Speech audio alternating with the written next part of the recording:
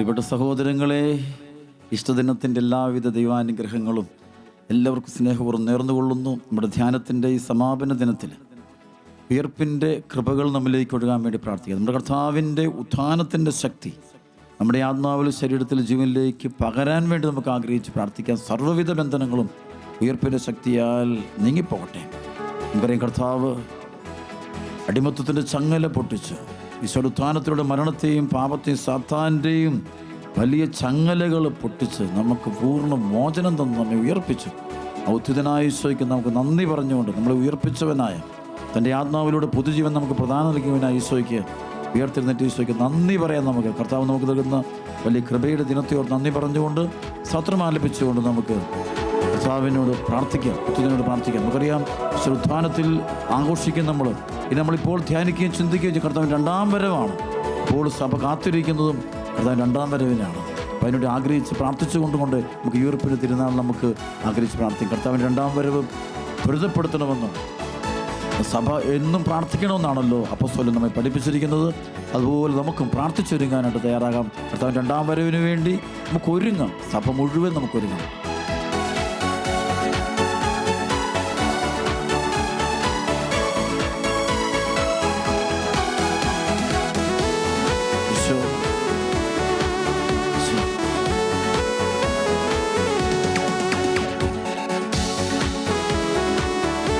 പേടിച്ചു പണമോ?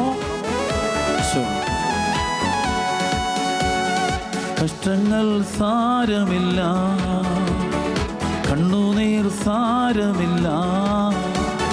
കഷ്ടങ്ങൾ സാരമില്ല, കണ്ണുനീർ സാരമില്ല.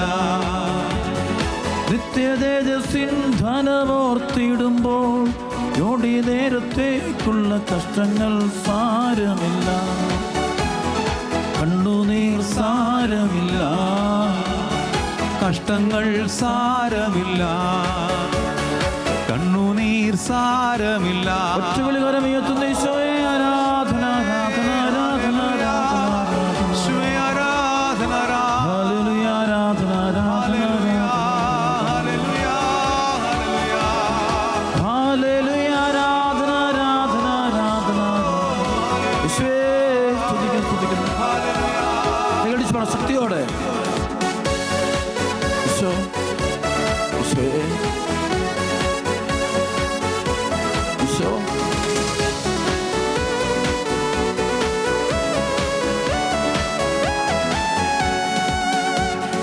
പ്രിയന്റെ വരവിൻ ധ്വനി മുഴങ്ങും, മക്കളെ പോലെ നാം പറന്നുയരും. പ്രാണന്റെ പ്രിയനാം മണവാളനിൽ പ്രാപിക്കും സ്വർഗീയ മണിയറയിൽ.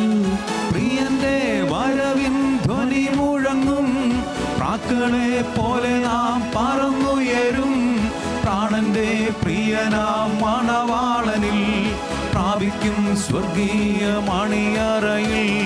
കഷ്ടങ്ങൾ സാരമില്ല, കണ്ണുനീർ സാരമില്ല.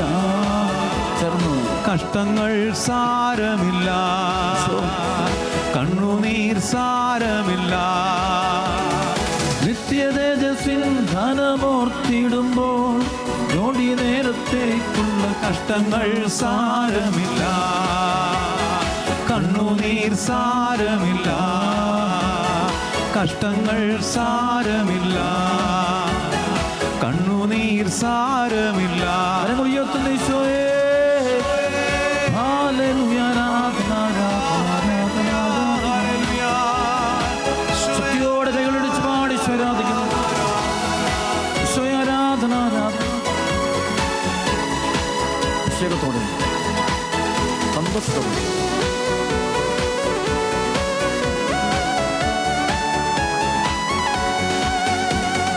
മണവാളൻ വരും വാനവേഗത്തിൽ, മയങ്ങാൻ ഇനിയും സമയമില്ല. അത്യാകാശത്തിൽ മകൾ ദിനത്തിൽ മണവാട്ടിയവാൻ പറന്നുയരും. മണവാളൻ വരും വാനമേഘത്തിൽ, മയങ്ങാൻ ഇനിയും സമയമില്ല. മധ്യാകാശത്തിങ്കൽ മകൾ ദിനത്തിൽ മണവാട്ടിയാകാൻ പറന്നുയരും.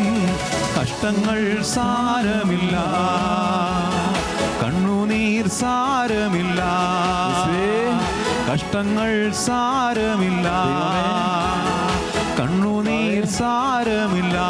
രണ്ട് കരമയത്തുന്ന ഈശോയെ ആരാധന, ആരാധന, ആരാധന, ആരാധന, ഈശോയെ ആരാധന, സ്തുതിക്കുന്ന സ്തുതി ആരാധന, സ്തുതി ആരാധന, ഹല്ലേലൂയ, അഭിഷേകം സ്തുതിക്കുന്ന സ്തുതിക്കുന്ന ഹല്ലേലൂയ, ഹല്ലേലൂയ, ആരാധന, ഹല്ലേലൂയ, ഹല്ലേലൂയ. കൈകളിടിച്ച് ശക്തിയോടെ കൈയടിച്ച് പാടാം, സന്തോഷത്തോടെ.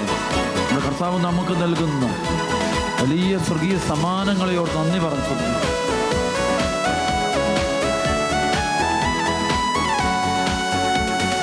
യുദ്ധവും ക്ഷാമവും ഭൂകമ്പങ്ങളും യുദ്ധത്തിൻ ശ്രുതിയും കേൾക്കുന്നില്ലയോ?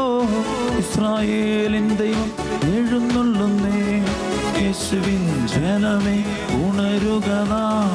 യുദ്ധവും ക്ഷാമവും ഭൂകമ്പങ്ങളും യുദ്ധത്തിൻ ശ്രുതിയും കേൾക്കുന്നില്ലയോ? ഇസ്രായേലിൻ ദൈവം എഴുന്നള്ളുന്നേ, യേശുവിൻ ജനമേ ഒരുങ്ങുക നാം. കഷ്ടങ്ങൾ സാരമില്ല, കണ്ണുനീർ സാരമില്ല, കഷ്ടങ്ങൾ സാരമില്ല, കണ്ണുനീർ സാരമില്ല. നിത്യതേജസ്സിൻ ധനമോർത്തിടുമ്പോൾ ഞൊടി നേരത്തേക്കുള്ള കഷ്ടങ്ങൾ സാരമില്ല, കണ്ണുനീർ സാരമില്ല. ഹല്ലേലൂയ, ഹല്ലേലൂയ. പാടാമോ? ഹല്ലേലൂയ, ഹല്ലേലൂയ. എല്ലാവരും ചേർന്ന് പഠിക്കേ.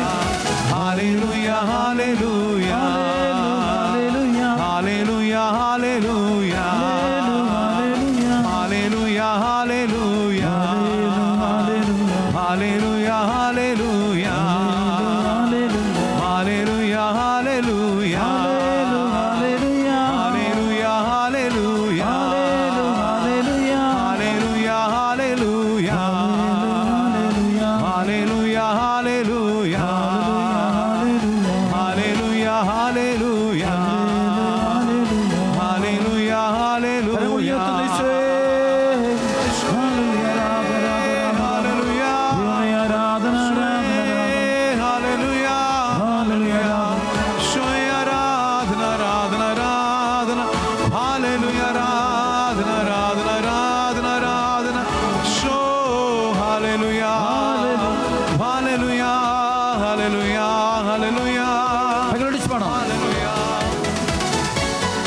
പണമോ ശക്തിയോടെ Isho പരിശുദ്ധമാവേ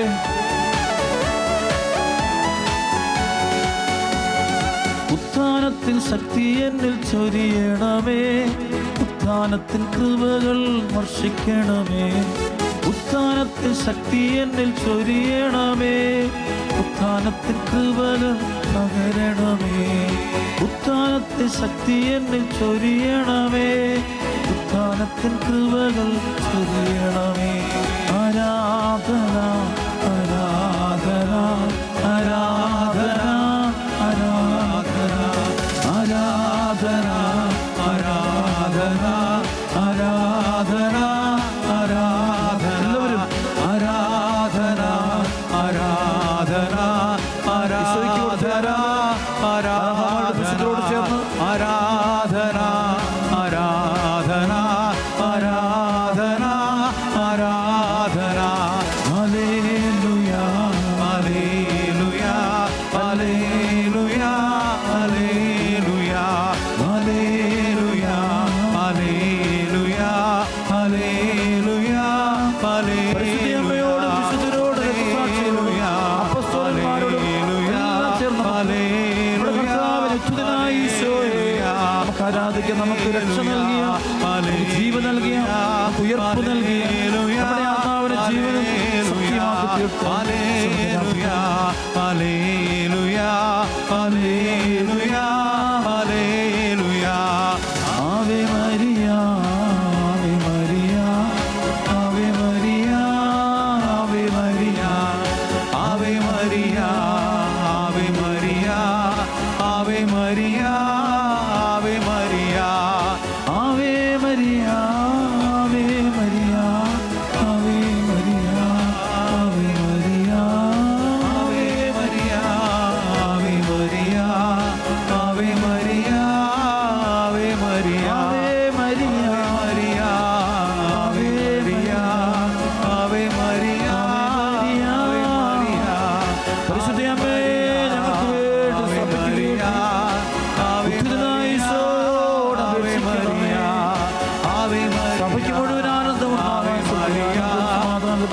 Maria, Ave Maria, Ave Maria, Ave Maria, Ave Maria, Ave Maria, Ave Maria, Ave Maria, Ave Maria, Ave Maria.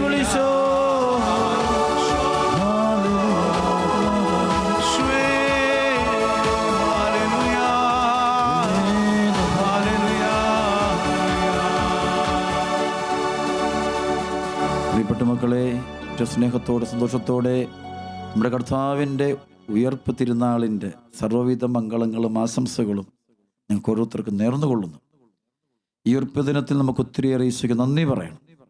നമുക്ക് ദൈവം തന്ന രക്ഷയാണ് ഉയർപ്പിൻ്റെ സംഭവം. ഈശോയുടെ ശരീരം മരിച്ച് 3-ാം നാൾ ഉയർത്തെഴുന്നേറ്റതുപോലെ കർത്താവിൻ്റെ ആത്മാവിൻ്റെ ശക്തിയാൽ നമ്മളെ ഉയർപ്പിച്ചു കഴിഞ്ഞിരിക്കുന്നു. ഓൾറെഡി നമ്മൾ ക്രിസ്ത്യാനിറ്റി എന്ന് പറയുമ്പോൾ മാമോദിസ ജലം വീണ് സഭയിലെ അംഗമായ ഓരോ വ്യക്തിയും ഉയർപ്പിൻ്റെ മക്കളാണ്.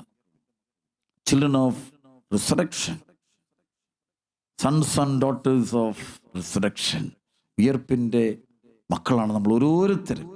അതോർത്ത് നമുക്ക് ഈശോയ്ക്ക് നന്ദി പറയാം. ഈശോ നമുക്ക് നൽകിയ അരൂപിയുടെ പ്രവർത്തനത്തെ ഓർത്ത് നമുക്ക് കൊടാനുകൂടി നന്ദിയും സ്തോത്രവും നോക്കി അർപ്പിക്കാം. ശരിക്കും ഇന്നേ ദിവസം ഏറ്റവും കൂടുതൽ നന്ദി പറയാൻ നമുക്ക് ലഭിച്ച ഉയർപ്പിൻ്റെ സംഭവമാണ്. സഭയെ ലഭിച്ച, സഭയിലൂടെ മാമോദീസായിലൂടെ കർത്താവ് നമുക്ക് തന്ന നമ്മുടെ ആത്മാവിൻ്റെ ജീവൻ തന്നതിന് നമുക്ക് ഒത്തിരി നന്ദി പറയാം. ആ ഈശോ നമുക്ക് ആ ജീവൻ തന്നത് തൻ്റെ പീഡാസഹനത്തിൻ്റെയും കുരിശുമരണത്തിൻ്റെയും ഫലമായിട്ടാണ് നമുക്ക് ഈ ഉയർപ്പിൻ്റെ കൃപ തന്നത്.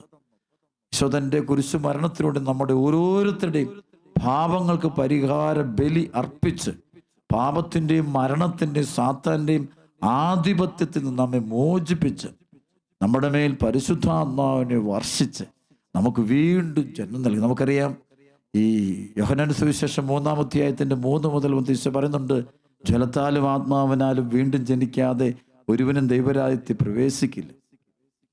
അത് ഈശോ തന്നെയാണ്. ഈശോ തന്നെയാണ് നമുക്ക് ആ ജീവന ഉയർപ്പൊക്കെ തന്നത്. ഇന്ന് നമ്മൾ കേൾക്കാൻ പോകുന്ന വലിയൊരു വചനമുണ്ട്. അതായത് നമ്മുടെ പിതാവായ ദൈവം ദൈവപുത്രനായ ഈശോ മിശിഹായി കൊടുത്തിരിക്കുന്ന ഏറ്റവും വലിയ അധികാരം എന്ത്? അതാണ് നമ്മൾ ധ്യാനിക്കാൻ പോവുക. ഏറ്റവും വലിയ അധികാരം യോഹന്നാൻ സുവിശേഷം അത് വ്യക്തമായി പഠിക്കുന്നത്. പുത്രന്റെ അധികാരത്തെക്കുറിച്ച് പറയും.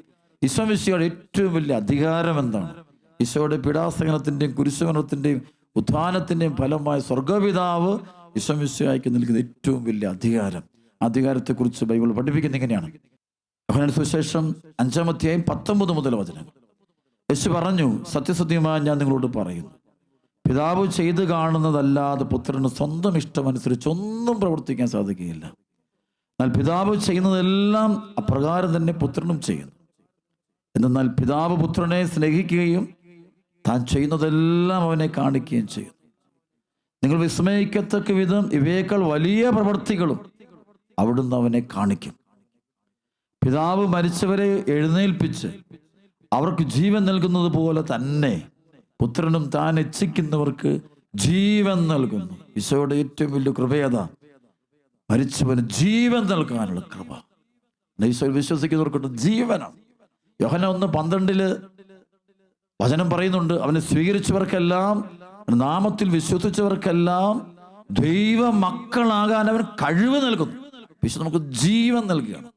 നമുക്കറിയാം, ഉൽപ്പത്തി പുസ്തകത്തിന്റെ 3-ാം അധ്യായം 1 മുതൽ 7 വരെയുള്ള വചനം വായിക്കുമ്പോൾ ശരിക്കും 1, 2, 3 അധ്യായം വായിക്കും. ആദ്യം ദൈവം തൻ്റെ മനുഷ്യനെ തൻ്റെ രൂപത്തിലും ഭാവത്തിലും ഛായയിലും സൃഷ്ടിച്ചു. അപ്പോൾ പക്ഷേ പാപം മൂലം മനുഷ്യൻ മൃതനായി തീർന്നു. പാപത്തിന്റെ പരിണതമായി അവൻ മരണത്തിലേക്ക് പോയി. ദൈവത്തിന് അവന് നഷ്ടപ്പെട്ടു കഴിഞ്ഞു. ആ നഷ്ടപ്പെട്ടു പോയ നമ്മളെ ഓരോരുത്തരെയും വീണ്ടെടുക്കാൻ വേണ്ടി ദൈവം തൻ്റെ ദൈവവചനമായ തൻ്റെ പ്രിയപുത്രനായ ഈശോ മിശിഹായെ ലോകത്തിലേക്ക് അയച്ചു. ഈശോ മിശിഹ തൻ്റെ പീഡാസഹനം കുരിശു മരണം വഴി നാം ചെയ്ത പാപത്തിന് പരിഹാരം ചെയ്തിട്ട് തന്നിലുള്ള ആ ജീവൻ, ഉയർപ്പിന്റെ ജീവൻ നമ്മിലേക്ക് വർഷിച്ചു. അതാണ് ഈ ഈശോയുടെ ഉത്ഥാനത്തിന്റെ ഏറ്റവും വലിയ സംഭവം. ഈശോ നമുക്ക് ജീവൻ നൽകുകയാണ്. മരിച്ചവനെ ഉയർപ്പിക്കുന്ന ഈശോ ഏറ്റവും വലിയ അത്ഭുതമാണ്. അത് ഈശോയ്ക്ക് മാത്രമേ പറ്റുള്ളൂ. അവിടെ അപ്പോസ്തലന്മാര് പഠിപ്പിക്കുന്നത്, അപ്പോസ്തല പ്രവർത്തനത്തിന്റെ 4-ാം അധ്യായത്തിൻ്റെ 10, 11, 12 വചനം വരുമ്പോൾ അവിടെ അപ്പോസ്തലന്മാർ പറയുന്നുണ്ട്, ആകാശത്തിന് കീഴിൽ രക്ഷയ്ക്ക് വേണ്ടി വേറൊരു നാമവും നൽകപ്പെട്ടിട്ടില്ല.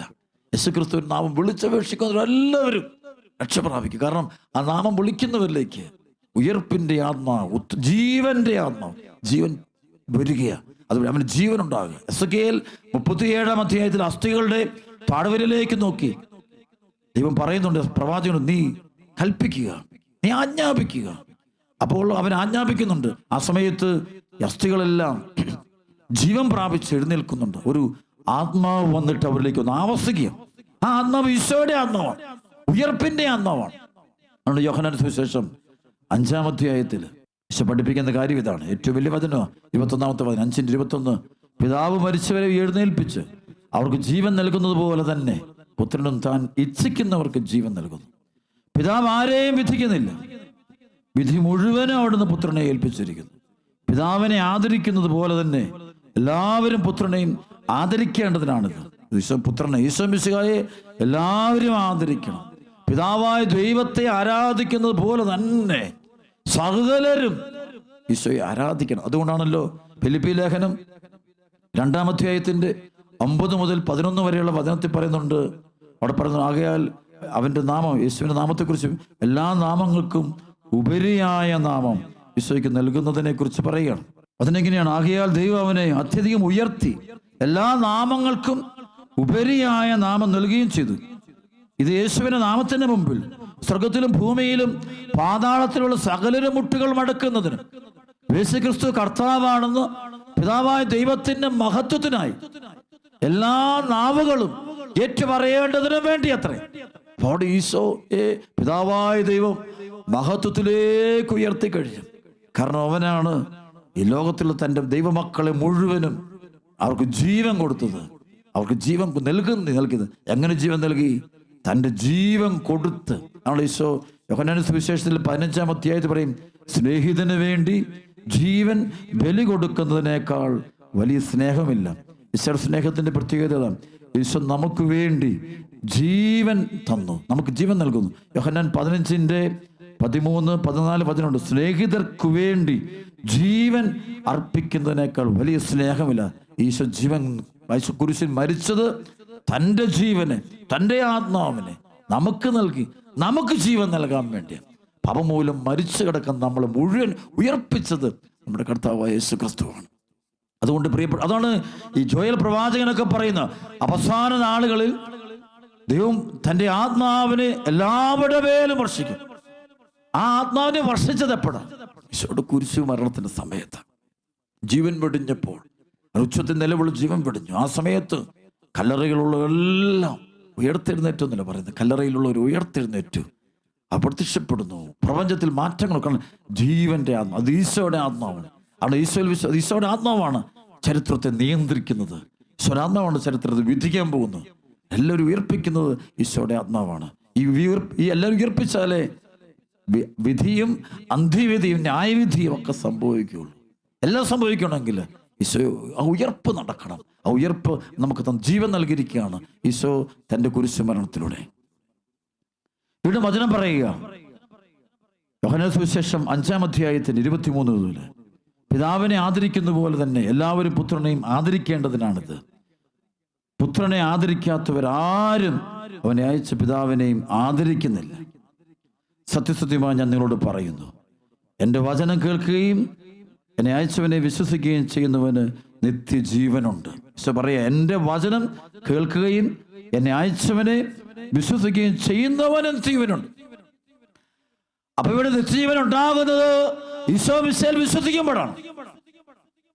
റോമാലേഖനം 10:9 പറഞ്ഞു, ആകയാൽ യേശു കർത്താവാണെന്ന് ഹൃദയം കൊണ്ട് ഏറ്റുപറയുകയും ദൈവം അവനെ മരിച്ചവരെന്ന് ഉയർപ്പിച്ചുവെന്ന് വിശ്വസിക്കുകയും ചെയ്താൽ രക്ഷ പ്രാപിക്കും. അത് വിശ്വസിക്കണം. ഈശോയുടെ ഉത്ഥാനത്തിൽ വിശ്വസിക്കുന്നു, ഈശോയുടെ ജീവൻ നൽകുന്നത് അത് വിശ്വസിക്കണം. അതാണ് ഈശോ ലാസറിന്റെ കുഴിമാടത്തിന്റെ മുമ്പിൽ നിന്നുകൊണ്ട് മർത്തയോടും മറിയത്തോടും നീ വിശ്വസിക്കാൻ പറയുക. വിശ്വസിച്ചാൽ ദൈവ മഹത്വം കാണും. യോഹന്നാൻ 11:40 പറയും, വിശ്വസിച്ചാൽ ദൈവ മഹത്വം കാണും. ഞാനാണ് പുനരുത്ഥാനവും ജീവനെന്ന് വിശ്വസിക്കാൻ പറയാം. വിശ്വസിക്കുമ്പോഴാണ് അവിടെ ആ പ്രവർത്തനം, ആത്മാവിന്റെ പ്രവർത്തനം ഉണ്ടാകും. അവർ വിശ്വസിച്ചുകൊണ്ട് അവർ കല്ലറ തുറക്കുക. അവർ യേശുവിൽ വിശ്വസിച്ചുകൊണ്ട് ലാസറിന്റെ കുഴിമാടത്തിന്റെ കല്ലുകൾ മാറ്റുക. വിശ്വാസമുള്ളവർക്ക് ഹൃദയം തുറക്കാൻ പറ്റുള്ളൂ. മാനസാന്തരപ്പെടുന്നതുകൊണ്ടാണ് അവർ നാം വിളിച്ചപേക്ഷിക്കുക. ആ സമയത്താണ് കർത്താവിന്റെ ആത്മാവ്, ഈശോയുടെ ആത്മാവ് മരിച്ച ലാസറിന്റെ നേരെ ചെല്ലുക. അത് പ്രിയപ്പെട്ടവരെ, ഈശോ നമുക്ക് വേണ്ടി കുരിശിൽ രക്തം നീന്തി മരിച്ചതും വീണ്ടെടുത്തതും ഏത് വഴിയിലൂടെ തന്റെ ജീവൻ നൽകിക്കൊണ്ട് നമുക്ക് ഉയർപ്പ് നൽകുകയാണ്. ഈശോയുടെ ഏറ്റവും വലിയ അധികാരം ജീവൻ നൽകാനുള്ള അധികാരം, കൊടുക്കാനുള്ള അധികാരം ഏറ്റവും വലിയ. അതുകൊണ്ടാണ് ഈശോ യോഹന്നാൻ 12:24 പറയും, ഗോതമ്പ് മണി നിലത്ത് വീണ് അഴിയുന്നില്ലെങ്കിൽ അത് അതേപടി ഇരിക്കും, അഴിയുന്നെങ്കിൽ ഏറെ ഫലം പുറപ്പെടുക. അത് ഈശോയുടെ കുരിശുമരണത്തെക്കുറിച്ച് പറയുന്നതാണ്. ഈശോ പറയും, ഈശോ കുരിശിൽ മരിച്ചു കഴിയുമ്പോൾ വലിയൊരു ഫലമുണ്ടാകും, ലോകത്ത് വലിയൊരു ഫലമുണ്ടാകും. ഈശോയുടെ കാൽവരി കുരിശുമരണത്തിലൂടെയാ എന്റെ നിന്റെ പാപങ്ങൾ മാഞ്ഞു പോയത്. ദൈവം നമ്മെ എത്രമാത്രം സ്നേഹിക്കുന്നു. നാം ദൈവത്തിന്റെ പ്രിയപ്പെട്ട മക്കളാണ്. യെശയ്യാ പ്രവാചകന്റെ പുസ്തകത്തിന്റെ 49:15-16 വചനം അവിടെ പറയുന്നുണ്ട്, മുല കുടിക്കുന്ന കുഞ്ഞിനെ അമ്മയ്ക്ക് മറക്കാനാവുമോ? പെറ്റമ്മ തന്റെ കുഞ്ഞിനോട് കരുണ കാണിക്കാതിരിക്കും. അഥവാ അവൾ മറന്നാലും ഞാൻ നിന്നെ മറക്കില്ല. പഴയ നിയമ ഇസ്രായേൽ ജനത്തെ ദൈവം വിളിക്കുന്നത് മക്കളെന്ന് വിളിക്കുന്നത്. നാം ദൈവത്തിന്റെ മക്കളാണ്. We are the children of God. ദൈവത്തിന്റെ മക്കളാണ് ഓരോ മനുഷ്യനും. 1 യോഹന്നാൻ 3:1 യോഹന്നാൻ അപ്പോസ്തലൻ പറയുന്നുണ്ട്, കണ്ടാലും എത്ര വലിയ സ്നേഹമാണ് പിതാവ് നമ്മളോട് കാണിച്ചിരിക്കുന്നത്. നാം ദൈവമക്കളെന്ന് വിളിക്കപ്പെടുന്നു. നാം അങ്ങനെയാണ് താനും ദൈവത്തിന്റെ മക്കളാണ്. അത് നമ്മളെ നഷ്ടപ്പെട്ട് നമ്മളെ വീണ്ടെടുക്കാൻ വേണ്ടി ഈശോ കാൽവരി കുരിശിൽ മരിച്ച് ജീവൻ കൊടുത്തു, അവൻ ഉയർത്തെഴുന്നേറ്റു. അതുപോലെ നമ്മളും യേശു വിശ്വസിക്കുന്നവര് മരിച്ച് ഉയർക്കും. ഉയർത്തി ശരിക്കും അത് ആ ഉയർപ്പിന്റെ സംഭവമാണ്. ശരിക്കും മാമോദീസായിൽ നമ്മൾ അനുഭവിച്ചു. നമ്മുടെ എല്ലാ ആത്മാവും ജീവൻ പ്രാപിച്ചവരാ. യേശു വിശ്വസിക്കുന്ന മുഴുവൻ ആളുകളും അത് ഉയർപ്പിന്റെ മക്കളാണത്. ഉത്ഥാനം ചെയ്ത മക്കളാണ്. ഉത്ഥിതന്റെ കൂടെ ജീവിക്കുന്ന മക്കളാണ്. ഇനി ഭൂമിയിൽ ഉത്ഥിതനായ ഈശോയ്ക്ക് സാക്ഷ്യം വഹിക്കുന്ന ഉയർപ്പിന്റെ മക്കൾ, ഉയർത്തെഴുന്നേറ്റ മക്കളാണ് നമ്മൾ. അതുകൊണ്ടാണ് റോമാലേഖനം 8:1 പറയും, ആകയാൽ ഇനി യേശു ക്രിസ്തുവിനോട് ഐക്യപ്പെട്ടിരിക്കുന്നവർക്ക് ശിക്ഷാവിധിയില്ല. അതായത് യേശുവിന്റെ നിയമം, ജീവന്റെ നിയമം, ഉയർപ്പിന്റെ നിയമം എന്നെ പാപത്തിന്റെയും മരണത്തിന്റെയും നിയമത്തിൽ സ്വതന്ത്രനാക്കിയിരിക്കുകയാണ്. പരിശുദ്ധാത്മാവിന്റെ ശക്തി കൊണ്ട് അത് സംഭവിച്ചിരിക്കുക. യോഹന്നാൻ സുവിശേഷം 5-ാം അധ്യായം 24 മുതൽ വീണ്ടും വചനം പറയുക, സത്യസത്യമായി ഞാൻ നിങ്ങളോട് പറയുന്നു, എൻ്റെ വചനം കേൾക്കുകയും എന്നെ അയച്ചവനെ വിശ്വസിക്കുകയും ചെയ്യുന്നവന് നിത്യജീവനുണ്ട്, അവന് ശിക്ഷാവിധി ഉണ്ടാകുകയില്ല. പ്രത്യുത അവൻ മരണത്തിൽ നിന്ന് ജീവനിലേക്ക് കടന്നിരിക്കുന്നു. അതാണ് ഈ പെസഹ, ഈ മരണത്തിൽ ജീവനിലേക്ക് പോവുക. ഈശോയുടെ കുരിശുമരണത്തിലൂടെ, ഉത്ഥാനത്തിലൂടെ പാപത്തിന്റെ ഫലമായ മരണം നമ്മൾ അവസാനിച്ചു, നമ്മൾ ഉയർത്തെഴുന്നേറ്റു. ഈ വചനം കേട്ടുകൊണ്ടിരിക്കുന്നത് നിങ്ങളെല്ലാവരും ഉയർത്തെഴുന്നേറ്റവരാണ്, രക്ഷിക്കപ്പെട്ടവരാണ്. തിരുസഭയിൽ മാമോദിസ സ്വീകരിച്ച് പരിശുദ്ധമാനം സ്വീകരിച്ച് വളർന്നുകൊണ്ടിരിക്കുന്ന നമ്മൾ ഓരോരുത്തരും ഉയർത്തെഴുന്നേറ്റവരാണ്. നമ്മൾ ഉയർപ്പിച്ചത് ഈശോയാണ്. അതാണ് ഈശോയുടെ ഏറ്റവും വലിയ അധികാരം. ചില വിശുദ്ധര് മരിച്ചവർ ഉയർപ്പിച്ചു എന്ന് പറയാറുണ്ട്. തീർച്ചയായിട്ടും സംഭവിക്കും. കാരണം യേശുവിന്റെ നാമത്തിൽ അവർ ചെയ്യുന്നത്. അവരുടെ നാമമല്ല, അവരുടെ അരൂപിയല്ല, ക്രിസ്തുവിന്റെ ആത്മാവ് അവരിലൂടെ പ്രവർത്തിച്ച് മരിച്ചു ഉയർത്തി നിൽക്കുന്നത് കാണാൻ പറ്റും. ചില രോഗികൾ സുഖം പ്രാപിക്കുന്നത് കാണാൻ പറ്റും. അത് ഈശോയുടെ നാമത്തിന് അതിനൊരു ശക്തിയുണ്ട്. അത് ഈശോ ഉയർപ്പിക്കുന്നവനാ, ജീവൻ നൽകുന്നവനാ. അവിടെ യേശുവിനെ ദൈവവും കർത്താവുമായിട്ട് നീ സ്വീകരിക്കണം. നീ എങ്കിൽ നിന്റെ ജീവിതത്തിൽ വലിയ അത്ഭുതങ്ങൾ, വലിയ മാറ്റങ്ങൾ സംഭവിക്കും. യോഹന്നാൻ സുവിശേഷം 5:25 മുതൽ സത്യസത്യമായി ഞാൻ നിങ്ങളോട് പറയുന്നു, മരിച്ചവർ ദൈവപുത്രന്റെ സ്വരം ശ്രവിക്കുന്ന സമയം വരുന്നു, അല്ല അത് വന്നു കഴിഞ്ഞു. ആ സ്വരം ശ്രവിക്കുന്നവർ ജീവിക്കും. ശ്രവിക്കുന്നവർ ദൈവവചനം ശ്രവിച്ചുകൊണ്ടിരുന്നാൽ മതി. ആത്മാവിന്റെ പ്രവർത്തനം അനുഭവിക്കാൻ പറ്റും, ദൈവത്തെ അറിയാൻ പറ്റും. എന്നാൽ പിതാവിന് തന്നിൽ തന്നെ ജീവനുള്ളതുപോലെ പുത്രനും തന്നിൽ തന്നെ ജീവനുണ്ടാകാൻ അവിടുന്ന് വരം നൽകിയിരിക്കുന്നു. പിതാവിന് തന്നിൽ തന്നെ ജീവനുള്ളതുപോലെ പുത്രനും തന്നിൽ തന്നെ ജീവനുണ്ടാകാൻ അവിടുന്ന് വരം നൽകിയിരിക്കുന്നു. മനുഷ്യപുത്രനായതുകൊണ്ട് വിധിക്കാനുള്ള അധികാരവും നമ്മുടെ കർത്താവിന് നൽകിയിരിക്കുന്നു. ഇതിൽ നിങ്ങൾ വിസ്മയിക്കേണ്ട. എന്നാൽ കല്ലറയിലുള്ളവരെല്ലാം അവന്റെ സ്വരം ശ്രവിക്കുന്ന സമയം വരുന്നു. അപ്പോൾ നന്മ ചെയ്തവർ ജീവന്റെ ഉയർപ്പിനായും തിന്മ ചെയ്തവർ ശിക്ഷാവിധിയുടെ ഉയർപ്പിനായും പുറത്തു വരും. ബൈബിൾ പറയുന്നതനുസരിച്ച് എല്ലാവരും ഉയർപ്പിക്കപ്പെടുന്ന, എല്ലാവരും ഉയർപ്പിക്കപ്പെടും. ഈശോയുടെ ഉത്ഥാനത്തെ കുറിച്ച് ചിന്തിക്കുമ്പോൾ എല്ലാവരും ഉയർപ്പിക്കപ്പെടും. ഒന്നെങ്കിൽ അത് ജീവന്റെ ഉയർപ്പിനായിട്ടും, അതാണ് നന്മ ചെയ്തവർ ജീവനിലേക്ക് ഉയർപ്പിക്കപ്പെടും, തിന്മ ചെയ്തവർ ശിക്ഷാവിധി ഉയർപ്പിനായും പുറത്തു വരുമെന്ന് വചനം പറയാം. ഇത് ദാനിയേൽ പ്രവാചകന്റെ പുസ്തകത്തിൽ ഈ ഉയർപ്പിനെ കുറിച്ച്, അന്ത്യവിധിയെക്കുറിച്ച്, അല്ലെങ്കിൽ യുഗാന്ത്യത്തെക്കുറിച്ചുള്ള പ്രബോധനം അല്ലെങ്കിൽ വെളിപാട് കിട്ടുന്നുണ്ട്. ദാനിയേലിന്റെ പുസ്തകം 12-ാം അധ്യായം 1 മുതൽ 4 വരെയുള്ള വചനത്തിൽ പറയുന്നുണ്ട്. അക്കാലത്ത് നിന്റെ ജനത്തിന്റെ ചുമതല വഹിക്കുന്ന മഹാപ്രഭുവായ മിഖായേൽ എഴുന്നേൽക്കും. ജനത രൂപം പ്രാപിച്ചത് മുതൽ ഇന്നേ വരെ സംഭവിച്ചിട്ടില്ലാത്ത കഷ്ടതകളൊന്നും ഉണ്ടാകും. എന്നാൽ ഗ്രന്ഥത്തിൽ പേരുള്ള നിന്റെ ജനം മുഴുവൻ രക്ഷിക്കപ്പെടും. ഭൂമിയിലെ പൊടിയിൽ ഉറങ്ങുന്ന അനേകർ ഉണരും. ചിലർ നിത്യജീവനായും ചിലർ ലജ്ജയ്ക്കും നിത്യനിന്ദയ്ക്കുമായും ഉയർക്കും. ഉയർത്താൻ മാത്രം പോരാ, അതിനുശേഷമുള്ള വിധി കൂടിയുണ്ട്. അതാണ് അവസാനം. ലോകാവസാനത്തിൽ വരുമ്പോൾ ആദ്യം ഉയർപ്പുണ്ടാകും, മരിച്ചൊരു ഉത്ഥാനമാണ്. അതിനുശേഷമാണ് ഓരോരുത്തരും അവനവന്റെ പ്രവൃത്തികൾക്ക് അനുസൃതമായ പ്രതിഫലം ലഭിക്കുക. അതായത് ദാനിയേൽ 12:2 മുതൽ ഭൂമിയിലെ പൊടിയിൽ ഉറങ്ങുന്ന അനേകർ ഉണരും. ചിലർ നിത്യജീവനായും ചിലർ ലജ്ജയ്ക്കും നിത്യനിന്ദയ്ക്കുമായും. ജ്ഞാനികൾ ആകാശവിധാനത്തിന്റെ പ്രഭ പോലെ തിളങ്ങും.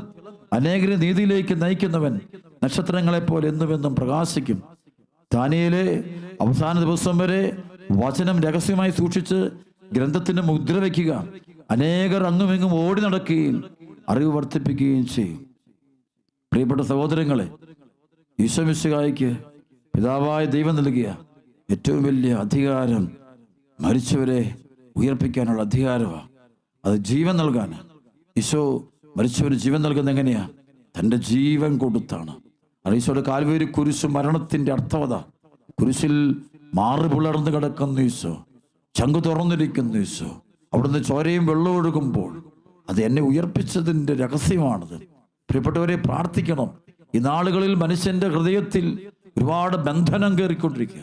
ദുഷ്ടാരൂപിയുടെ പീഡനമുണ്ടാകുക. പഴയ നിയമത്തിലെ പിശാസിന്റെ ദംശനമേറ്റ് അനേകരും മരുഭൂമിയിൽ മരിച്ചു വീണുവെന്ന് പറയുന്ന പോലെ സ്വർഗോന്മുഖമായി യാത്ര ചെയ്തുകൊണ്ടിരിക്കുന്ന സഭാമക്കള് ആ പരിശുദ്ധ കുർബാനയ്ക്കെതിരെയും കർത്താവിന്റെ ഉയർപ്പിനെതിരെയും കർത്താവിന്റെ വചനങ്ങൾക്കെതിരെയും നീങ്ങുമ്പോൾ സർപ്പദംശനം എന്ന് വെച്ചാൽ പൈശാചിക പീഡകൾ ഉണ്ടാകും. സാത്താന്റെ ഉപദ്രവം നമുക്കുണ്ടാകും. അതാണ് ഇപ്പോൾ നമുക്കുണ്ടായിക്കൊണ്ടിരിക്കുന്നത്. ഇതിൽ നിന്ന്, വിധിയിൽ നിന്ന് രക്ഷപ്പെടാൻ എന്ത് ചെയ്യാൻ പറ്റും? ഒറ്റ വഴിയേ ഉള്ളൂ. അനുദപിക്കുക, ഈശോയെ അറിയാൻ ശ്രമിക്കുക, ഈശോയെ കുറിച്ചുള്ള ജ്ഞാനം കിട്ടാൻ പ്രാർത്ഥിക്കുക. ദൈവരാജ്യത്തിന്റെ രഹസ്യങ്ങളെ തമാശയായിട്ട് കാണരുത്, നിധി പോലെ കാണണം. അതാണ് മത്തായിയുടെ സുവിശേഷം 13:44 പറയുന്നുണ്ട്. ഈ വചനം വളരെ വ്യക്തമായിട്ട് പഠിപ്പിക്കുന്നുണ്ട്. ദൈവരാജ്യം വയലിൽ ഒളിഞ്ഞിരിക്കുന്ന നിധിക്ക് തുല്യം. അത് കണ്ടെത്തുന്നവൻ അത് മറച്ചു വെക്കുകയും പോയി തനിക്കുള്ളതെല്ലാം വിറ്റ് ആ വയൽ വാങ്ങുകയും ചെയ്യുന്നു. പ്രിയപ്പെട്ട സഹോദരങ്ങളെ, ഈ ഉയർപ്പിന്റെ വലിയ തിരുനാൾ ദിനത്തിൽ നമുക്ക് നന്ദി പറയേണ്ടതും അറിയേണ്ടതും ഔദ്യതനായ ഈശോയാണ്. അല്പം കൂടെ ഒരു ഭയവും ഭക്തിയും വിശ്വാസവും നമ്മുടെ ഹൃദയത്തിൽ ഉണ്ടാകണം. അത് തിരിച്ചറിയണം. ഈശോയിൽ വിശ്വസിക്കുന്ന ഒരു പൗലോസ്ലീഹ പറഞ്ഞിട്ടുണ്ട്, ഞാൻ സുവിശേഷത്തെ പ്രതി ലജ്ജിക്കുന്നില്ല. വലിയ അഭിമാനത്തോടെ ഉയർത്തെഴുന്നേറ്റ കർത്താവിനെ ഏറ്റുപറയാനും ഉയർത്തെഴുന്നേറ്റ കർത്താവിനോട് കൂടെ ജീവിക്കാനും എനിക്ക് നിങ്ങൾക്ക് ഇടവരട്ടെ എന്ന് നമുക്ക് പ്രാർത്ഥിക്കാം. ചില അത്ഭുതങ്ങൾ കാണുമ്പോൾ എനിക്കറിയാം ഈശോ ഇന്നും ജീവിക്കുന്നു. അതിന്റെ അടയാളങ്ങൾ ഇന്നും സഭയിൽ സംഭവിക്കുന്നുണ്ട്. ചില ആളുകളുടെ പൈശാചിക ശക്തികൾ ഓടിപ്പോകുമ്പോൾ അത് ഉയർപ്പിന്റെ ഉത്ഥിതന്റെ സാന്നിധ്യത്തിന്റെ ശക്തിയാണ് സംഭവിക്കുന്നത്. ദുഷ്ടപൈശാചിന്റെ ബന്ധനം അടിച്ചു പോകുന്നത് കാണാം. പാപത്തിന്റെ കെട്ടുകൾ അഴിയുന്ന കാണാം. അത് ഉയർത്തുന്ന ഈശോയുടെ സാന്നിധ്യമാണ്, ഉയർപ്പിന്റെ കർത്താവിന്റെ സാന്നിധ്യമാണ്. വർഷങ്ങൾക്ക് മുമ്പ് ഒരു വലിയൊരു അത്ഭുതം, ഒരിടത്ത് ഒരു ധ്യാനം നടത്തുകയായിരുന്നു. യുവജനങ്ങൾക്ക് വേണ്ടിയുള്ള ഒരു ഏകദിന കൺവെൻഷൻ. അപ്പോൾ അവിടെ പരിശുദ്ധ കുർബാന എഴുന്നള്ളിച്ചുള്ള ആരാധന നടത്തുന്ന സമയത്ത് ആ കൂട്ടായ്മയിലുള്ള ഒരു സഹോദരി, ഒരു യുവതി, ഈ മകൾ ഒരു പേപ്പറിൽ ഒരു മധ്യസ്ഥ പ്രാർത്ഥന എഴുതി. ഈ കുഞ്ഞിന് 19-20 വയസ്സ് പ്രായമുണ്ട്. ജന്മന തന്നെ കുട്ടിയുടെ നട്ടിൽ വളഞ്ഞാണ് ഇരിക്കുന്നത്. ഓപ്പറേഷൻ ചെയ്യാൻ പറ്റത്തില്ല, കാരണം ബൈ ബർത്ത് പ്രശ്നമാണ്. അപ്പോൾ ഈ കുട്ടി നടക്കുന്നത് കണ്ടാൽ ചട്ടുള്ള, അതായത് അംഗവൈകല്യമുള്ള ഒരു കുട്ടി നടക്കുന്ന പോലാണ് കുഞ്ഞ് നടന്നുകൊണ്ടിരുന്നത്. കൊച്ചെപ്പോഴും പ്രാർത്ഥിക്കുമായിരുന്നു, ഈശോയെ അങ്ങനെ സുഖപ്പെടുത്തണേ. ആ കുഞ്ഞിൻ്റെ അമ്മയും സഹോദരങ്ങളും പ്രിയപ്പെട്ടവരെല്ലാം പ്രാർത്ഥിക്കുമായിരുന്നു, മാതാപിതാക്കളെല്ലാം പ്രാർത്ഥിക്കുമായിരുന്നു ഈ കുട്ടിക്ക് സൗഖ്യം കിട്ടെ. അപ്പോഴിങ്ങനെ ഞാനൊടുത്തി കൺവെൻഷൻ ചെല്ലുന്നുണ്ടെന്ന് അറിഞ്ഞപ്പോൾ ഈ കുട്ടി അവിടെ പ്രാർത്ഥിക്കാനെത്തി. എന്നിട്ട് ആ ഗ്രൂപ്പിൽ പ്രാർത്ഥനയുടെ സമയത്ത്, ആരാധന സമയത്ത് ആകെ 2 മണിക്കൂറത്തെ ഒരു ശുശ്രൂഷയാണ് നടത്തുന്നത്. അത് 1/4 മണിക്കൂറത്തെ ആരാധനയാണ്. എനിക്കറിയാം, കുർബാനയിൽ ഉയർത്തിരുന്നിട്ട് ഈശോ ജീവനോടെ ഇരിപ്പുണ്ട്. അത് കാണണമെങ്കിൽ നമ്മുടെ ഉൾക്കണ്ണ് തുറന്നിരിക്കണം. വിശ്വാസത്തിന്റെ കണ്ണ് തുറന്നിരുന്നാലേ ഈ കുർബാനയിലൊക്കെ ഇരിക്കുന്ന ഈ ഉദ്ധിതനെ കാണാൻ പറ്റുള്ളൂ, ഉയർത്തിരുന്നിട്ട് ഈശോയെ കാണാൻ പറ്റുള്ളൂ. അപ്പൊ അങ്ങനെ പ്രാർത്ഥിച്ചുകൊണ്ടിരിക്കുമ്പോൾ ഈ കുട്ടി ഈ പേപ്പർ എടുത്ത് ഇങ്ങനെ ഉയർത്തിപ്പിടിച്ചുകൊണ്ട്, സമൂഹത്തിന്റെ എവിടെയോ ഇരുന്നുകൊണ്ട്, ഈ കുഞ്ഞ് പറയുന്നതാണ് പിന്നീട്, എടുത്ത് ഉയർത്തിപ്പിടിച്ചുകൊണ്ട് കരഞ്ഞ് പ്രാർത്ഥിക്കുക. കൈ പിടിച്ചുകൊണ്ട് കൈ പിടിച്ചുകൊണ്ട് ഈ മധ്യസ്ഥ പ്രാർത്ഥന കയ്യിൽ എടുത്തു പിടിച്ചിങ്ങനെ പിടിച്ചുകൊണ്ട് ഈ കുട്ടി പ്രാർത്ഥിക്കുക. ആ സമയത്ത് എല്ലാവരും പ്രാർത്ഥിക്കുന്നു. പെട്ടെന്ന് എനിക്കൊരു സന്ദേശം കിട്ടി. സത്യം പറയാം, അവിടെ വെച്ച് 1-2 സന്ദേശമേ ഒരു കൂട്ടായ്മ വെച്ച് എനിക്ക് കിട്ടുന്നുള്ളൂ. അതിലൊരു സന്ദേശം ഇതാണ്: നട്ടല് സംബന്ധമായ രോഗമുള്ള ഒരാളെ കർത്താവ് സൗഖ്യപ്പെടുത്തും. ശുശ്രൂഷ കഴിഞ്ഞ് ഞാൻ എല്ലാവരും തലയൊക്കെ വെച്ചു പ്രാർത്ഥിച്ചു. അതിനുശേഷം ഞാൻ പോയി. പിറ്റേ ദിവസം രാവിലെ അവിടെയുള്ള എൻ്റെ സ്നേഹിതര് എന്നെ വിളിച്ചു, പക്ഷേ ഒരു വലിയൊരു അത്ഭുതം നടന്നിട്ടുണ്ട്. എന്താ സംഭവം ഞാൻ ചോദിച്ചു. അപ്പോൾ അവർ വിവരിച്ചു ഈ സംഭവം. ഈ കുട്ടി അന്ന് വൈകുന്നേരം വീട്ടിൽ ചെന്നു. അമ്മയോട് പറഞ്ഞു, അച്ഛൻ ഇങ്ങനെ പറയുന്നതായിട്ട് കേട്ടു, ജന്മനാണല്ലോ. അപ്പൊ അമ്മ പറഞ്ഞു, പക്ഷെ നിനക്ക് വേണ്ടി തന്നതായിരിക്കും. പ്രാർത്ഥന കഴിഞ്ഞ് പോകുമ്പോൾ ഇവള് ചട്ടോടുകൂടി തന്നെയാണ്, ആ ഒരു നട്ടല് വളഞ്ഞ് തന്നെയാണ് ഇവള് പോകുന്നത്. അന്ന് രാത്രിയിൽ ഈ കുഞ്ഞ് പ്രാർത്ഥിച്ച് കിടന്നുറങ്ങി. കുട്ടി അറിഞ്ഞു പോലും ഇല്ല. നേരം വെളുക്കുമ്പോൾ ഈ കുട്ടിയുടെ നട്ടല് 100% നിവർന്ന് പൂർണ്ണ സൗഖ്യം പ്രാപിച്ചിരുന്നു. രാവിലെ എഴുന്നേൽക്കുമ്പോൾ ഈ കുഞ്ഞിനെ വിശ്വസിക്കാൻ പറ്റുന്നില്ല. നട്ടല് മുഴുവൻ പരിപൂർണമായി സൗഖ്യപ്പെട്ട് ജന്മനാ ഉള്ളത്. ഡോക്ടർമാരുടെ ഒക്കെ ഒരു എക്സ്റേ റിപ്പോർട്ടുകൾ ഇഷ്ടം പോലെ ഉള്ളതാണ്. അപ്പം അതിന് കംപ്ലീറ്റ് മാറി പുതിയൊരു സംഭവം ഉണ്ടായി. വലിയൊരു സാക്ഷ്യമായിട്ട് അവർ എൻ്റെ മുമ്പിൽ അത് പറയുന്നു, വലിയൊരു അനുഭവമായിട്ട് പറയും. അതേ പ്രിയപ്പെട്ട സഹോദരങ്ങളെ, അങ്ങനെ സംഭവം ഉണ്ടായത് ഒറ്റ കാരണം കൊണ്ടാണ്. പരിശുദ്ധ കുർബാനയിൽ എഴുന്നള്ളിരിക്കുന്ന ഉദ്ധിതനായ ഈശോയാണ് ആ കുഞ്ഞിന്റെ ജീവിതത്തെ സുഖപ്പെടുത്തുന്നത്. ഈശോയ്ക്ക് അസാധ്യമായിട്ട് യാതൊന്നുമില്ല. നമ്മുടെ കർത്താവിന് എന്തും ചെയ്യാൻ പറ്റും, ഏതത്ഭുതം പ്രവർത്തിക്കും. പക്ഷെ അവരെ വിശ്വസിക്കണം. ആ കുട്ടി മാത്രമേ ഒരു പക്ഷെ അന്ന് ആ കൂട്ടായ്മയിൽ വിശ്വാസത്തോടെ ഒന്ന് പ്രാർത്ഥിച്ചത്. അവിടെ ഇന്നത്തെ സമൂഹത്തിൽ പലപ്പോഴും ഞാൻ കാണാറുണ്ട്, ആൾ ഒരുമിച്ച് കൂടുമ്പോഴും പ്രാർത്ഥിക്കുമ്പോഴും അതിൽ നല്ല ദൈവവിശ്വാസമുള്ള, ആഴമേറിയ വിശ്വാസമുള്ള ആളുകളിലേക്കാണ് ദൈവകൃപ ഒഴുകപ്പെടുന്നത്. ഉയർപ്പിന്റെ ശക്തി, പരിശുദ്ധാത്മാവ് ശക്തി ഒഴുകപ്പെടുന്നത്, ബന്ധനം ഒഴിഞ്ഞു പോകുന്നു. അപ്പോസ്തല പ്രവർത്തനം 9-ാം അധ്യായം 1 മുതലുള്ള വചനത്തില് പൗലോസ്ലീഹായുടെ മാനസാന്തരത്തിന്റെ വലിയ സംഭവം വിവരിക്കുന്നുണ്ട്. സാവൂളപ്പോഴും കർത്താവിന്റെ ശിഷ്യരുടെ നേരെ വധഭീഷണി ഉയർത്തിക്കൊണ്ടിരുന്നു. അവൻ പ്രധാന പുരോഹിതനെ സമീപിച്ച് ക്രിസ്തുമാർഗം സ്വീകരിച്ച സ്ത്രീ പുരുഷന്മാരിൽ ആരെ കണ്ടാലും അവരെ ബന്ധനസ്ഥരാക്കി ജെറുസലേമിലേക്ക് കൊണ്ടുവരാൻ ദമാസ്കസിലെ സിനഗോഗുകളിലേക്കുള്ള അധികാരപത്രങ്ങൾ അവകാശപ്പെട്ടു. അവൻ യാത്ര ചെയ്ത് ദമാസ്കസിനെ സമീപിച്ചപ്പോൾ പെട്ടെന്ന് ആകാശത്തു നിന്ന് ഒരു മിന്നലൊളി അവന്റെ മേൽ പതിച്ചു. അവൻ നിലം പതിച്ചു. ഒരു സ്വരം തന്നോട് ഇങ്ങനെ ചോദിക്കുന്നതും കേട്ടു, സാവൂൾ സാവൂൾ, നീ എന്തിന് എന്നെ പീഡിപ്പിക്കുന്നു? അവൻ ചോദിച്ചു, കർത്താവേ, അങ്ങ് ആരാണ്? അപ്പോൾ ഇങ്ങനെ മറുപടി ഉണ്ടായി, നീ പീഡിപ്പിക്കുന്ന യേശുവാണ് ഞാൻ. എഴുന്നേറ്റ് നഗരത്തിലേക്ക് പോവുക, നീ എന്താണ് ചെയ്യേണ്ടതെന്ന് അവിടെ വെച്ച് നിന്നെ അറിയിക്കും. അവനോടൊപ്പം യാത്ര ചെയ്തിരുന്നവർ സ്വരം കേട്ടെങ്കിലും ആരെയും കാണാകിയാൽ സ്തബ്ധരായി നിന്നുപോയി. സാവൂൾ നിലത്തു നിന്ന് എഴുന്നേറ്റു. കണ്ണുകൾ തുറന്നിരുന്നിട്ടും ഒന്നും കാണാൻ അവന് കഴിഞ്ഞില്ല. തന്മൂലം അവർ അവനെ കൈക്ക് പിടിച്ച് ദമാസ്കസിലേക്ക് ഉണ്ട്. പലപ്പോഴും ഈ വചനം വായിക്കുമ്പോൾ എൻ്റെ മനസ്സ് പറയാറുണ്ട്, കണ്ണുകൾ തുറന്നിരുന്നിട്ടും ഒന്നും കാണാൻ പറ്റുന്നില്ല. അതെ, ദൈവത്തിൻ്റെ ആത്മാവിൻ്റെ പ്രവർത്തനം നമ്മിലുണ്ടാകട്ടെ. പലരും ഈ കണ്ണുകൊണ്ട് കാണാൻ പറ്റത്തില്ല പലതും. കർത്താവിൻ്റെ ആത്മാവിനെ കാണാൻ കർത്താവ് നിന്റെ ഉൾക്കണ്ണ് തുറക്കണം. ശരിക്കും നമ്മുടെ അന്ധത മാറണം.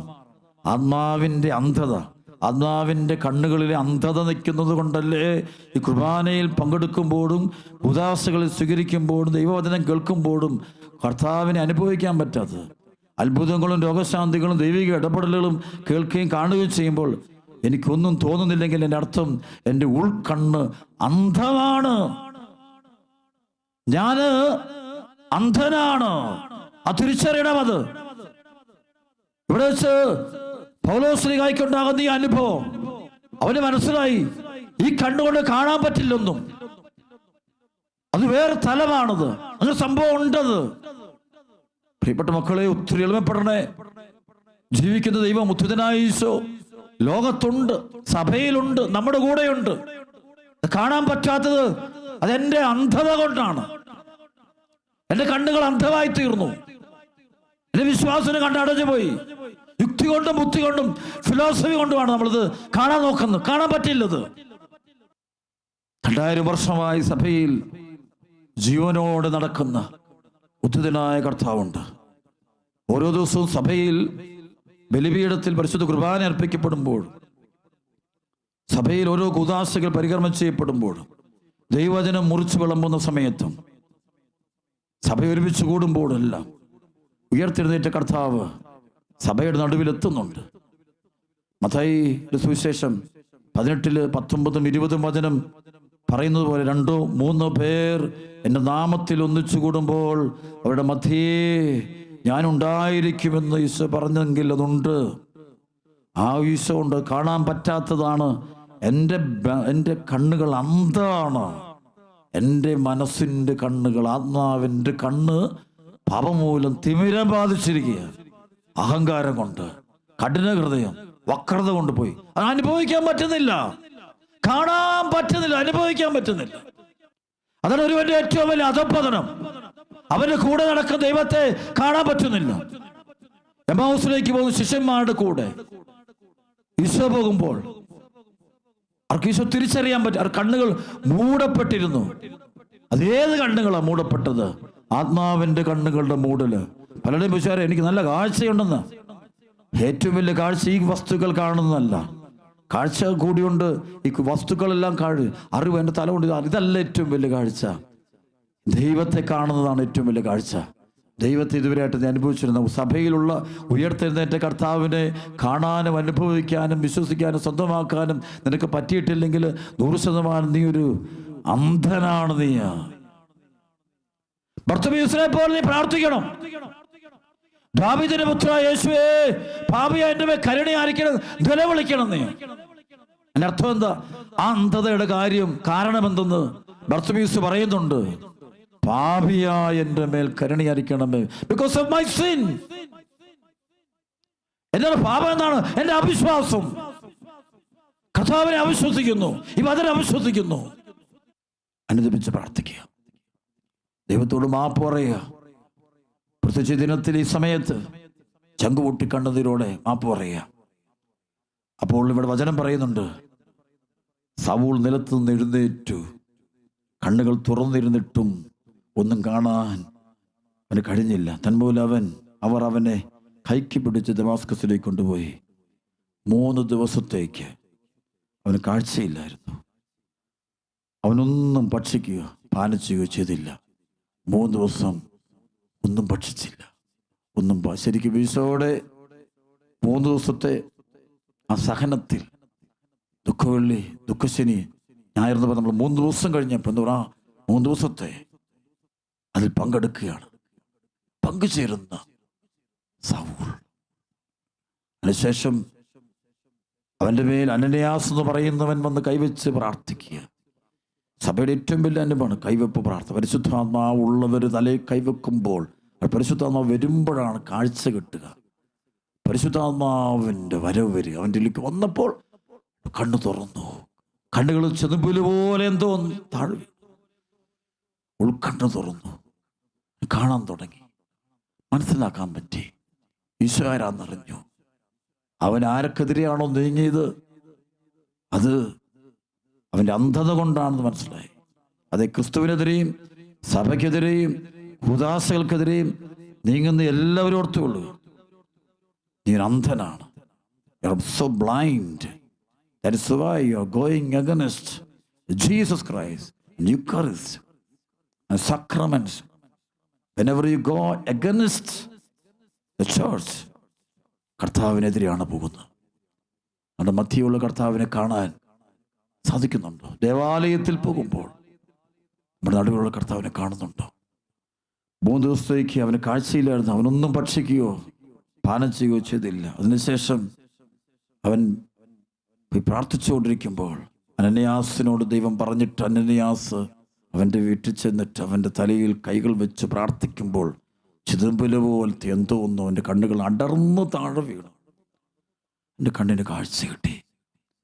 അവൻ എഴുന്നേറ്റു, ഭക്ഷണം കഴിച്ചു, മാമോസ് സ്വീകരിച്ചു, ക്രിസ്ത്യാനിയായി.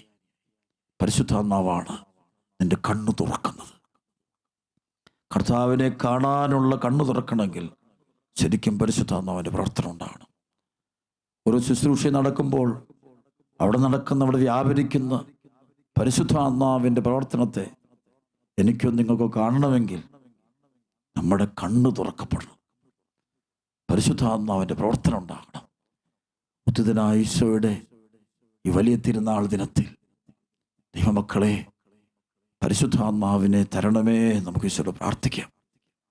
യോഹന്നാൻ 14:16-17 വചനം പറയും, എന്നെ സ്നേഹിക്കുന്നവൻ്റെ വചനം പാലിക്കുന്നു, അപ്പോൾ ഞാൻ എൻ്റെ പിതാവിനോട് അപേക്ഷിക്കുകയും നീക്ക് നിങ്ങളോട് കൂടെ ആയിരിക്കാൻ പരിശുദ്ധാത്മാവിനെ നിങ്ങൾക്ക് തേച്ചറിയുകയും ചെയ്യും. എന്നാൽ ഈ ആത്മാനുസികൾ ലോകത്തിന് സാധിക്കില്ല. ഈശോ പറയും, അല്പം കഴിഞ്ഞാൽ ലോകം എന്നെ കാണില്ല, നിങ്ങൾ എന്നെ കാണും. എങ്ങനെയാണ് ഈശോയെ കാണുന്നത്? പരിശുദ്ധാത്മാവിൻ്റെ സഹായം കൊണ്ടാണ്. പരിശുദ്ധാത്മാവ് എന്ന് പറഞ്ഞാൽ നമ്മുടെ മധ്യയുള്ള കൂടെയുള്ള ഈശോയെ കാണാൻ പറ്റുള്ളൂ. പരിശുദ്ധാത്മാവ് എന്ന് പറഞ്ഞവർക്കെല്ലാം ഈശോയെ കാണാം. സഭയിലുള്ള ക്രിസ്തുവിൻ്റെ മൗതിക ശരീരം കാണാം. പ്രാർത്ഥിക്കാം. സ്വർഗപിതാവേ, പ്രിയപുത്രനായ ഈശോ മിശിഹായുടെ പീഡാസഹനത്തെയും കുരിശുമരണത്തെയും ഉത്ഥാനത്തെയും അനുസ്മരിക്കുന്ന ഞങ്ങളുടെ ജീവിതത്തിലേക്ക് പരിശുദ്ധാത്മാവ് വർഷിക്കണമേ. കർത്താവേ, 8 ദിനങ്ങൾ കഴിഞ്ഞ് ഞായറാഴ്ച മുതൽ, ഓശാന ഞായറാഴ്ച മുതൽ ഇന്ന് ഈ ഈസ്റ്ററിൻ്റെ ദിവസം വരെ ഈ ധ്യാനത്തിൽ പങ്കെടുത്ത എൻ്റെ പ്രിയപ്പെട്ട മക്കളുടെ മേൽ അങ്ങയുടെ റൂഹായെ പരിശുദ്ധാത്മാവിനെ വർഷിക്കണമേ. ഞങ്ങളുടെ ആത്മീയ കണ്ണ് തുറക്കണമേ. ആത്മാവിൻ്റെ കണ്ണ് തുറക്കണമേ. കൃപയ്ക്കുമേ കൃപ തരണമേ. പ്രാർത്ഥിച്ചുകൊണ്ട് നമുക്ക് ഈ ആരാധന സമയം ദൈവത്തെ ആരാധിക്കാം. ഈ ആരാധന സമയത്ത് പരിശുദ്ധാത്മാവ് എൻ്റെ മേലും നിങ്ങളുടെ മേലും ധാരാളമായി കൃപകൾ വർഷിക്കട്ടെ. ആമേൻ.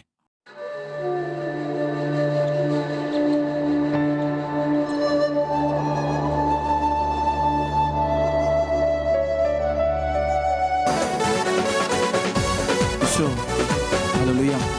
എല്ലാവരും ചേർന്നത് ഈശോയെ ആരാധന.